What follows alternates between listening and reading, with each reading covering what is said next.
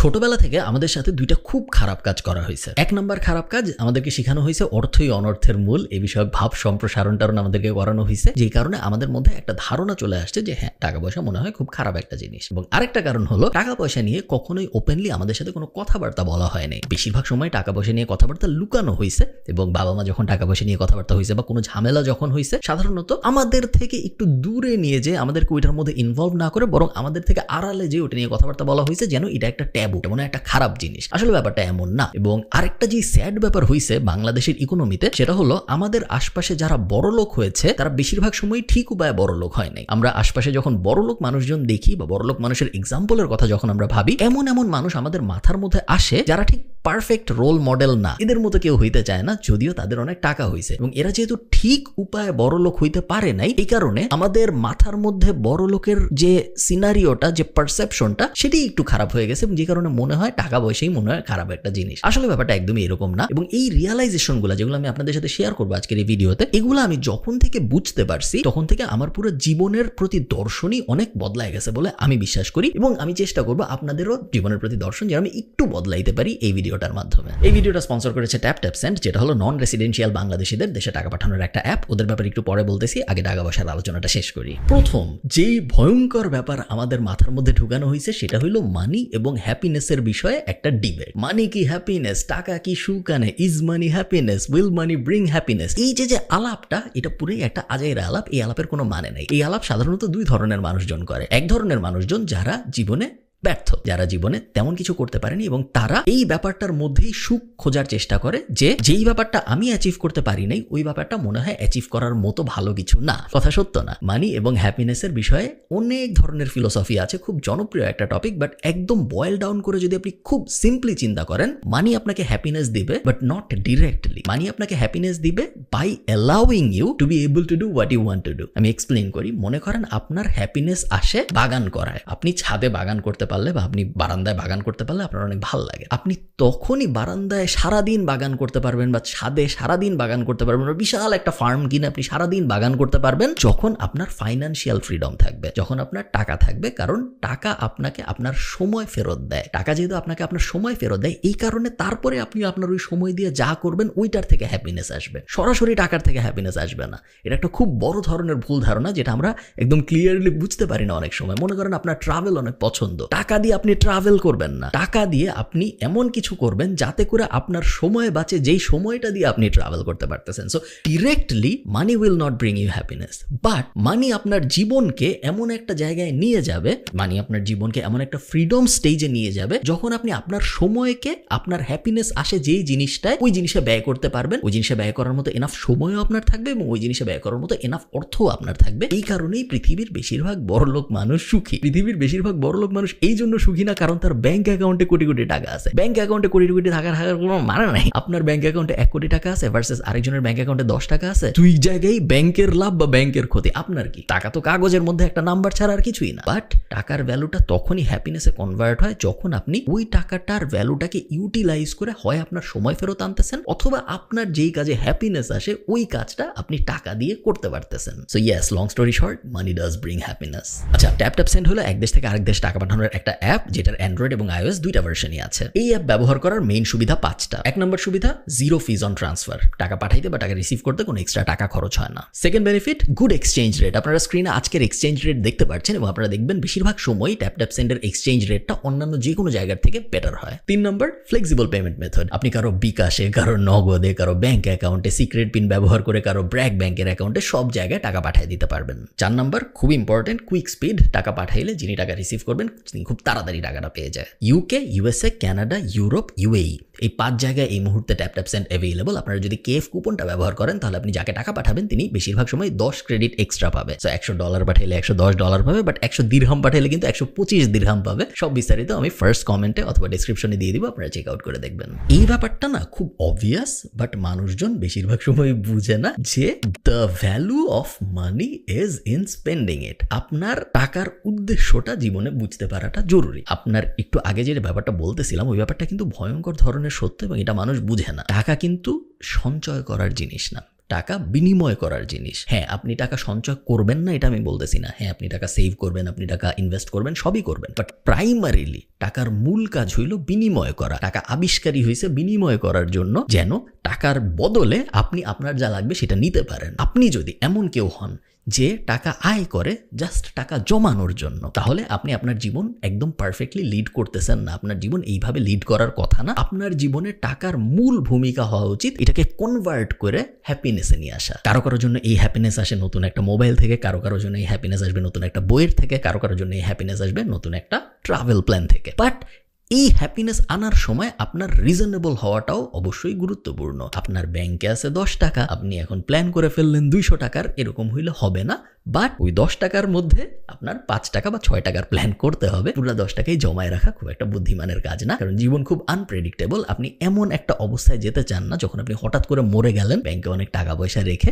এটার কিন্তু কোনো মানে নাই জীবনে। Third, how you make money is very very important in the long run. আমরা এমন একটা সময়ে বসবাস করতেছি, এমন একটা যুগে বসবাস করতেছি যেখানে এভরিথিং ইজ ডকুমেন্টেড। আমরা কিন্তু ওই আমলে এখন আর নাই। 300 বছর 400 বছর আমলে ব্যাবিলনের র্যান্ডম একটা জায়গায় র্যান্ডম একজন কি করছে কেউ জানে না। ওই যুগে কিন্তু এখন আর আমরা নাই। এখন সবাই সব জানে এবং সব ডকুমেন্টেড। 40 বছর পরে বা 30 বছর পরে যে আপনি এরকম একটা দিন দেখতে চান না যখন আপনি মানুষকে বলতে পারবেন না যে আপনি কিভাবে আসলে আপনার টাকা আয় করেন। বড়লোক হওয়া যে উচিত এই বিষয়ে অনলাইনে বাংলাদেশে আমার থেকে বেশি কথা কেউ বলে নাই। অনলাইনে যে টাকা পয়সা নিয়ে কথা বলা যায় এই ব্যাপারটাই হয়তো আমি জনপ্রিয় করার একটা ভূমিকা রাখছি বলে আমার মনে হয়। এখন অনেক মানুষ টাকা পয়সা নিয়ে কথাবার্তা বলে। আমি যখন কথাবার্তা বলা শুরু করছি টাকা পয়সা নিয়ে 2017-18-তে, তখন এত মানুষ কথাবার্তা বলতো না। বাট টাকা পয়সা আপনি কিভাবে আয় করতেছেন এটা equally important if not more. যে টাকা আয় করার সাথে যখন আমরা এই ব্যাপারটা কম্পেয়ার করি, তার কারণ যেটা আমি ভিডিও শুরুতে বলছিলাম, এরকম অনেক মানুষ আমরা চিনি যারা আমাদের থেকে অনেক অনেক অনেক অনেক বড় লোক। তারা লুকায় থাকে, তারা কথা বলতে পারে না, তারা কোনো একটা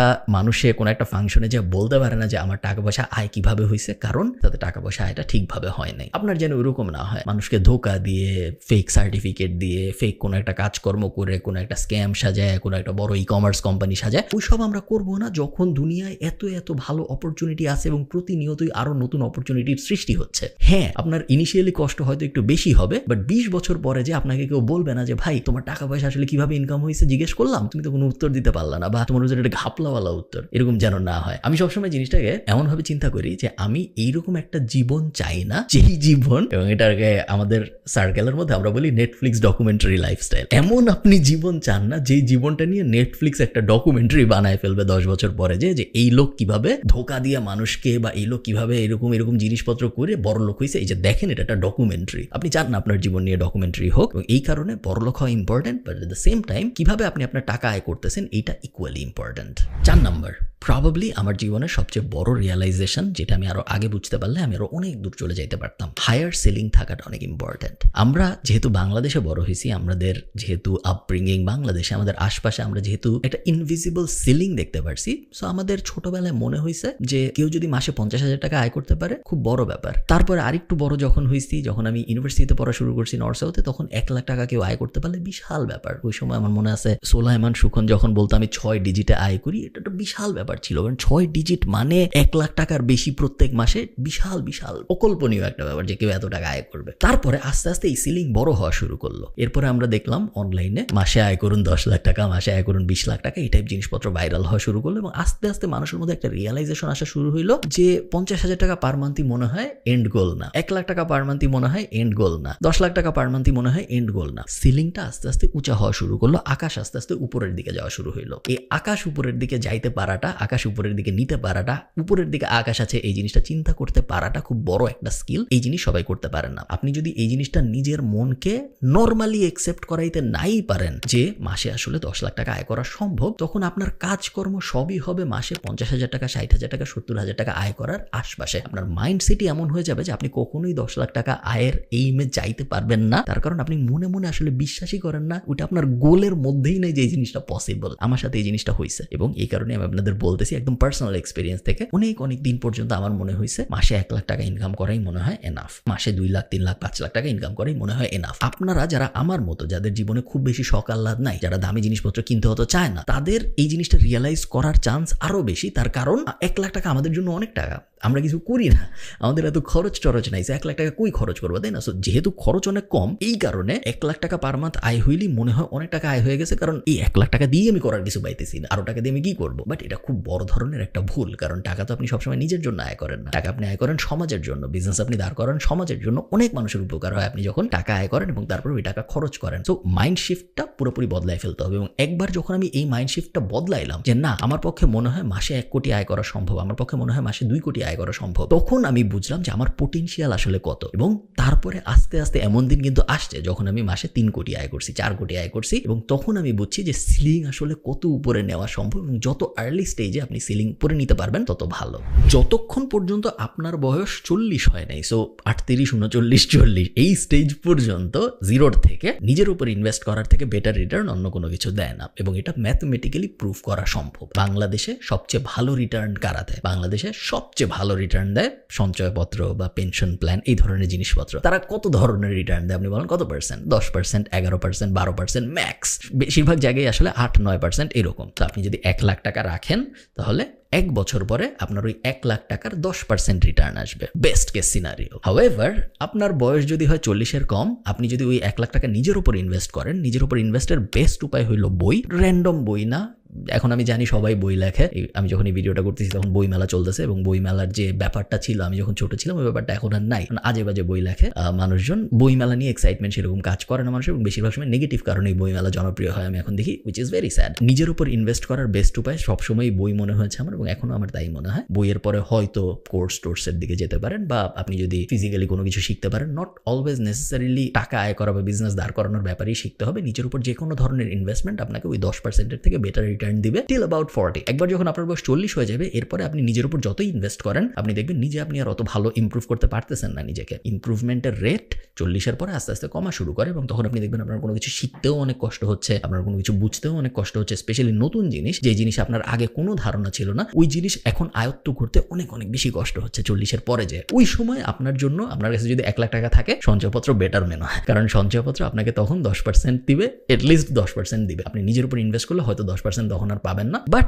যতদিন পর্যন্ত আপনার 40 হয় নাই ততদিন নিজের উপর ইনভেস্ট করলে কম্পাউন্ড ইন্টারেস্টের হিসাবে আপনার 50, 60, 100, 150, 200, 1000% রিটার্নও আসতে পারে। এই জিনিসটা আমরা কখনো বুঝি না, বাট এই জিনিসটা যদি আপনি বোঝেন, আমি শিওর আপনার জীবন অন্যদের থেকে অনেক অনেক অনেক ভালো হবে। এই ছিল আমার মানি রিয়েলাইজেশন, এবং অনেক কিছুই আপনাদের হয়তো মনে হবে যে এইটা কি বলতেছে, অনেক কিছুই আপনার মনে হবে যে এটা তো আমি জানতামই। এই প্রত্যেকটা ব্যাপার আমি যখন একদম আত্মস্থ করতে পারছি এবং এই ব্যাপারগুলা অনুযায়ী আমার জীবন ডিজাইন করছি, তখন থেকে আমি আমার জীবনে একদম আপওয়ার্ড কার্ভ গ্রোথ দেখছি, যেটা আমি আগে কখনো দেখিনি। এবং প্রতিনিয়ত এখনো আমি অ্যাক্টিভলি ভাবি, যদিও আমার দরকার নেই তারপরেও আমি ভাবি কিভাবে আমি আমার সিলিং আরো উঁচা করবো, কিভাবে আমি আরো বেশি অ্যাচিভ করবো। Not because I need it, আমার দরকার নেই, বাট বিকজ আমি জানি আমি যদি আরো অ্যাচিভ করি অনেক মানুষের হেল্প হবে, ইনক্লুডিং পুরা সমাজ। নট লাইক যে আমার বাপ মায়ের হেল্প হবে বা আমার ভাই বোনের হেল্প হবে, হ্যাঁ ওদের তো হেল্প হবেই, আমার তো হেল্প হবে, বাট আমি যখন আরো বেশি ইনকাম করব, আমি যখন আরো বেশি অ্যাচিভ করব, এবং আমি যখন আরো বেশি খরচ করব, আমি যে দোকানটা থেকে চাল কিনি ওই দোকানে যে চাল বেচে তার বাচ্চার স্কুলের ফিতে আমি অবদান রাখতে পারবো যখন আমি ওই দোকান থেকে চাল কিনবো। টোটাল জিডিপিতে আমি অবদান রাখতে পারবো যখন আমি বেশি ইনকাম করব এবং আমি বেশি খরচ করব। ওই মাইন্ড শিফটটা চেঞ্জ করাটা না একটা বড় বড় নিয়ামক আমার মনে হয়, যেটা সবাই করতে পারে না। ভালো থাকেন সবাই, সবার সাথে আমার দেখা হবে পরের কোনো একটা ভিডিওতে। টাটা।